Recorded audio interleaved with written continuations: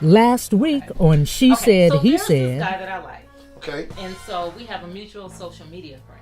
Mm. So this mutual friend had said that you can watch pornography and it not be a sin. I'm not justifying pornography. I'm explaining from a male perspective. It has nothing to do with her. He's not watching porn because he's not satisfied with her. He was watching porn before he met her.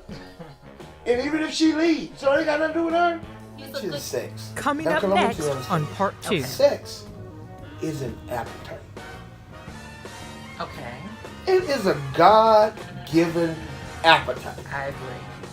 Same way you have an appetite for food, you have an appetite because you're thirsty. Right. Sex is an appetite. Right. It's how we satisfy that appetite.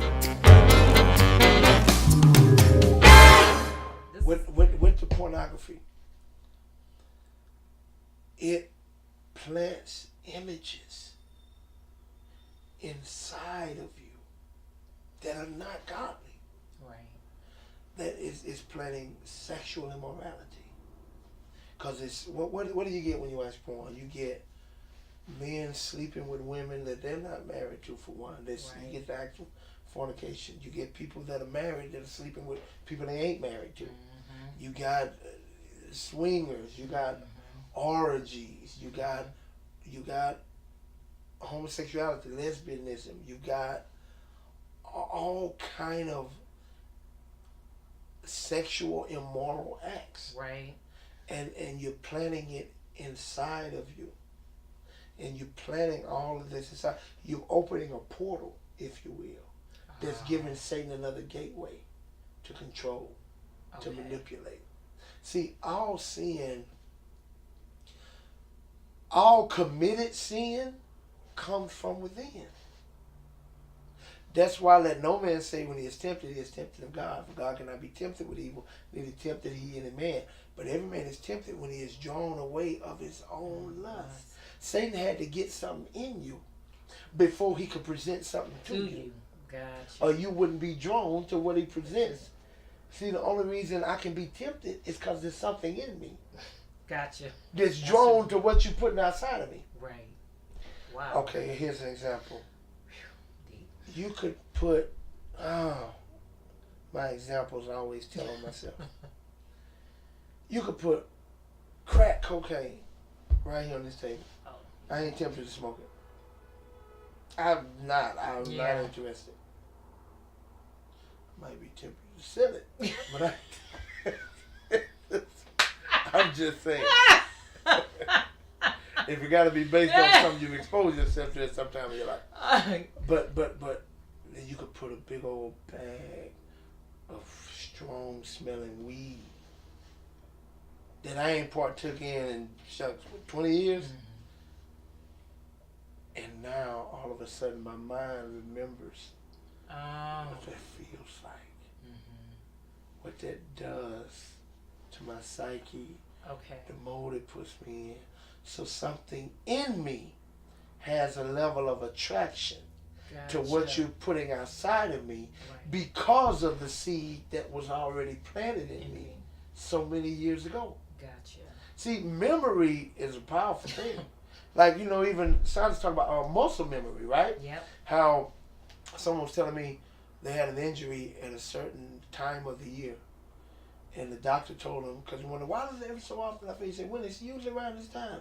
He then looked through his medical record and said, oh, this is when you had the surgery. That's when you had the injury. So every year around this time, your muscle memory remembers the injury. So it automatically sends a signal, like, your brain sends a signal, whatever, to where you begin to feel that way. It's crazy. Like someone like I've been told that when I go and I get hard in the gym again, I start working out. Then if I'm consistent, after a few weeks, consistent workout, my muscles begin to develop, my strength begins to come back, because the muscle memory remembers that form, remembers my physique, and remembers my strength, and it starts coming back. Right. Even though I may not have to, it won't take me as long to build up to it as it did when I first started as a youngster. Gotcha. Of the muscle memory.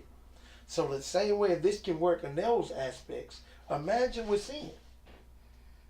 Your flesh remembers. Your flesh remembers. This is why it's so much better to not engage in certain things. Because once you've engaged in them, now you got to fight to resist it. So is this fight for the rest of your life? Like for pornography, will they, if you have that? Okay, yeah, okay. Let me use pornography for example. I've been delivered now for quite some time. Okay. I bet you, if I got caught up in engagement some kind of way, the fight would be right back on again. Oh wow. Then I would have to resist with Oh, effort again. See, like right now, I don't have to put no effort into it. I don't care for it. I don't desire it. I don't da da da. But I can't say if I walked out of this room and walked into a group of fellas, hey fellas, what's happening? Da da da da da. And they just said, oh Lord, we didn't know you were here. And I don't know if that memory that muscle memory to where if then midnight tonight I got on no, the devil is a lie. You know what I'm saying? Like if it would begin to mess with me where I have to resist, I don't know. But I'm saying that's how that could work. Gotcha. It can be a trigger. Like you've heard like people at AA meetings talk about once alcoholic, always an alcoholic. I don't necessarily agree with that confession, but I understand their premise. I understand conceptually what they're doing. They're trying to get the person to know. Don't think because you won a battle, the war is over. Because they want them to understand. You can be right back here with one drink. They want them to understand that's not a long journey back. It's a short trip. So they want them to have that understanding that they don't get comfortable, that they don't try to just live on relaxed heel. But no, for so many reasons. So some of the reasons, yeah, pornography is wrong. And back to the things. All things are lawful unto me, but not all things are expedient, beneficial. Name me the benefit of pornography. Show me the one godly benefit. To keep him from fornicating. I guess that's the, I don't. But you get what I'm saying. Yeah. When we think of things in that light, what enhancement is it to your life? So let's say if someone wants to argue, well, show me the Bible where it says, thou shalt not watch porn. Let's just flip it common sense. Show me the one benefit of where it's enhancing The kingdom. your journey, your life. I ain't even got to go that deep. No, you're right about the kingdom. You're not wrong. But I'm just saying, I'm finna just keep it real simple. Just your personal life. How's it going to... How much productivity did you receive today as a result of that engagement? I can tell you how much time you lost. I can tell you how much your thoughts weren't focused on the things of God.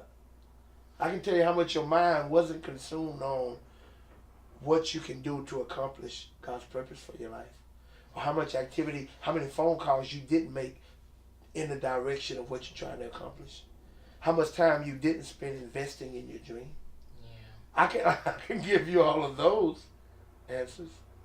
So with someone like that, would you recommend not dating them? What I would say for your friend, I'm just going to tell you something. Oh. Most of the men you will meet either are or have struggled with pornography. Most. I didn't say all. What's the percentage? Hey, what's crazy? I'm going to tell you something, and I got this stat from someone else. I mean, I don't know the exact stat. They gave it, but I don't remember it. That this before everybody had stuff on their computers. Right. When you could go to hotels and you can rent a certain channel with the hotels, pornography channels. It says that whenever certain cities had a big church conference gathering that brought people from around the world, then all of the revenues went up skyrocketed on those sites. True story. True. So bottom line, don't date him. No, that's what I'm finna say. Here's what I'm finna say. You need to discover where he's at. Can I just flat out ask right him? now, why not? You say, hey, I remember you said it's not a sin. So I'm just wondering, is this something? Do you watch porn? Okay. Well, I don't like. Let's finally have a conversation. Is he of the person? Because if he really thinks there's nothing's wrong with it, then you got a whole nother problem. Okay. Because there's nothing. So he ain't even trying to stop. See, it's one thing. We all sin and fall short of the glory. Right. But it's one thing to not acknowledge sin as sin. There's just no hope for prevention. It's a different thing for me to say, oh no, I'm doing it. Yeah, it's sinful. I'm struggling. Pray for me. There's hope that I've at least acknowledged it is wrong, which means if I want to be right, I've addressed that's wrong. I'm still trying to do something about it. But if I'm not even addressing that that's wrong, then there's even no attempt. You get what I'm saying? I got you. So where's his heart situation? But yeah, consider it. Don't move forward and be surprised. He's honest. Have honest conversations. I think I'm just gonna leave that alone. I think I'm gonna just leave that one alone. All right, Pastor. Because one thing he knows, if he knows this is what eliminates him, he's not gonna be so honest next time. So how are we supposed to know then? I mean, that's the whole point of honest dialogue, so we'll know if we're supposed to be in each other's life. No, I get it. You just telling me he's But still gonna lie to me. No, because if you letting him know that automatically, if you have a conversation, hey, listen, I need to know, because if you about that, because I ain't with that, then what you want him to say? Like, that's what I'm saying. Don't let me know that the truth is going to be used against me and then wonder why I'm lying to you.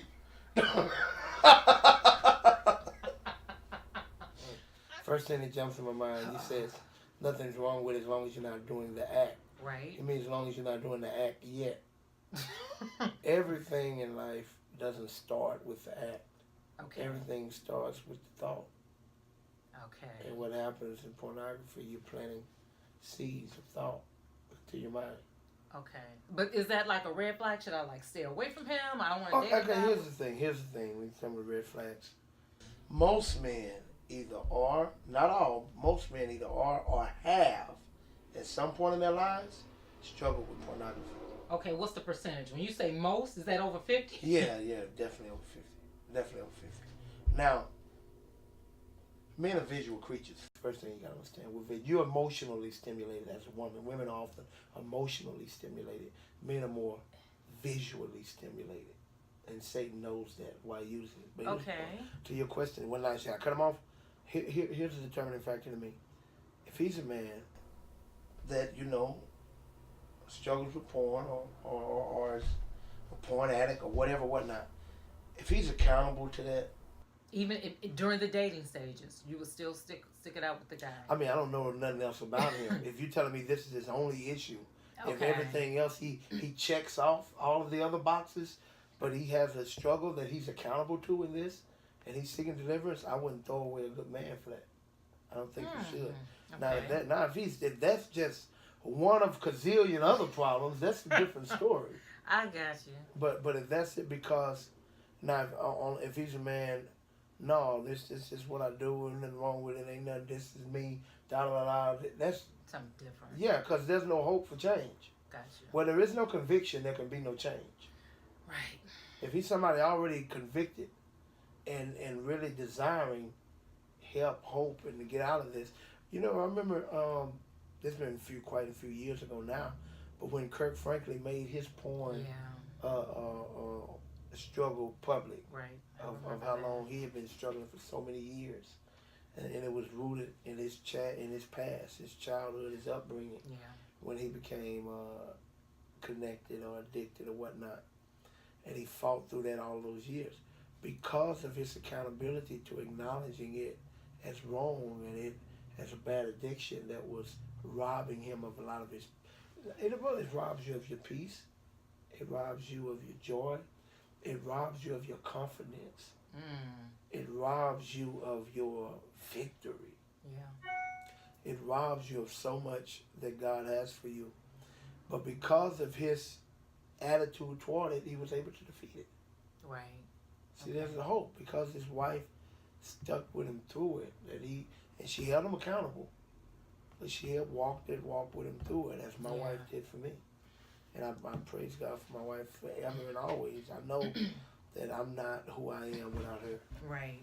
But I'm glad she didn't throw the baby out with the bathwater. Okay. So, but that's so I'm not just saying that. But if you're telling me, should you throw them away or should you just automatically jump out now? If that's the only reason, then you go jump out of a whole lot of relationships. Because I'm telling you now, you just reduce the percentage down to this. What percentage would you honestly say? You said over gotta, 50. I mean, you got to look at 50. I said it easy. Like, that's not, I'm sure I would, if I was a betting person, I would bet money is over 50%. I put my hard-earned money down on it. And I'm not talking about present. I'm talking about at some point of their lives. Right, I understand. I'm not saying they still are. Right. I'm talking about from their entire life as a male. Okay. And these are Christian men we're talking about. Whichever you want to choose. Okay. You've been every man's been a man longer than he's been a Christian. Period. Right. And that's before Christ or during Christ. So so then this is my question. A lot of the ladies may have this question. So if he has, and let's say he's struggling with it, but then she's trying to abstain. So if he's struggling, it's like that pull and pull. You know what I'm saying? If he's struggling with pornography. If he's struggling with pornography, that means he's probably having sex. Why? You can watch pornography and not have sex? He's probably masturbating. Yeah, so that means... But that means he's having sex with somebody else. But then if he gets a girlfriend, or I'll just say with my friend, so won't he try to get me to naturally to kind of come into that world? Or no, not if he knows you're against it. Oh, okay. Because he knows you're against it, he's going to be embarrassed by it. Okay. So no. Now if he knows you with it...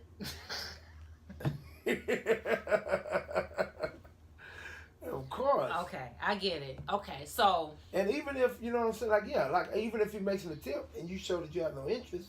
Okay. But why would he make an attempt? Because he would probably want to share that with you on some freaky stuff. Okay. Because that means he's stimulated by it. Okay.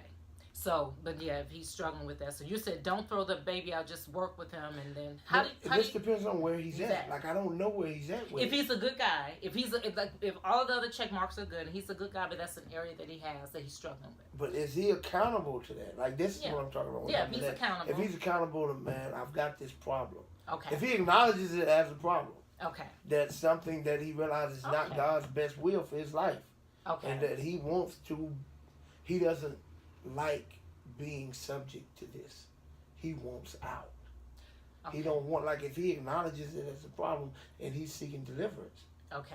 Then no, I wouldn't advise you to throw him away if he's that guy. Okay. So when he's seeking deliverance, does that mean that he's in counseling? I'm just asking. I don't know how that works. No, like, it just means it's something he's praying about.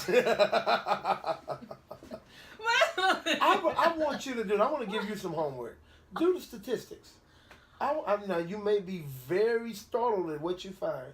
I'm challenging you to do the statistic, do some research on the percentage of men that struggle with pornography or have, and it doesn't mean they have to be currently. Okay. But at some point in their lives, and even within Christendom. Okay. In the Christian community. Is sex addiction a part? Is that pornography? Does that go hand in hand? They're on the same wavelength. They're on the same. Okay. They're under the same demonic umbrella, whatever you want to call it, however you want to put it. Because the reason I'm asking is that when the ladies, when we talk, I understand that. I hear you. When you mention sex, because I want you to understand this. Okay. Sex is an appetite. Okay. It is a God-given appetite. I agree. Same way you have an appetite for food, you have an appetite because you're thirsty. Right. Sex is an appetite. Right. It's how we satisfy that appetite that determines wrong or not. And because oftentimes in the church, we've made sex a sin. Yeah. But for how we stay, sex is not a sin. I agree. Sex was ordained by God. He created it. So why did that? Well, how did that come to be? Why did church make it? Because Satan perverted it, and the church does this with everything that Satan perverted. The church made music a sin. God made music, put it in Satan to glorify him with it. Satan got kicked out and used music to glorify himself with it, and now the church wanted to get rid of all the instruments because they say it's worldly. Gotcha. No, it was godly. Right. Satan perverted it. Right. But why every time Satan perverts something, we want to kick it out of the church? Like Gotcha. it was wrong. Gotcha. It was never wrong. How it was Gotcha. being utilized Gotcha. may have been wrong. It doesn't have a conscience. It's a thing. It doesn't have a brain. It don't make a decision for itself. We make the decisions. We decide how it's being used. This is wow. This is so deep. Okay, I get it. I understand. I know women can have the addiction as well. Yeah. So so I guess with this guy, I don't know how to. That's the question. It's real simple. You told me that he was agreeing with the guy. Wow, I noticed. So you don't think pornography is sin? So do you watch it? No. Watch this. So you don't think it's sin? So how often do you watch it? Okay. Well, if he say once or whatever, then where do I go? Interesting. What do you really get from it? I always wanted to know. See, you can't make him think that you're coming from a place of judgmental. Like, it has to be a conversation, because men tend to lock up, and now I'm not going to give you nothing because you use it against me. When a man say, I don't trust her, that's usually different from when a woman say, I don't trust him. Yeah. Usually when a woman says, I don't trust him, she's thinking infidelity. When a man says, oftentimes, when he's, I don't trust her, I don't trust her with my heart. I don't trust her with my truth. I don't trust her with me being transparent and giving her information. Okay. I don't trust what she's going to do with this. It's going to be used against me. She going to tell others. Okay. She going to look at me differently. She going to...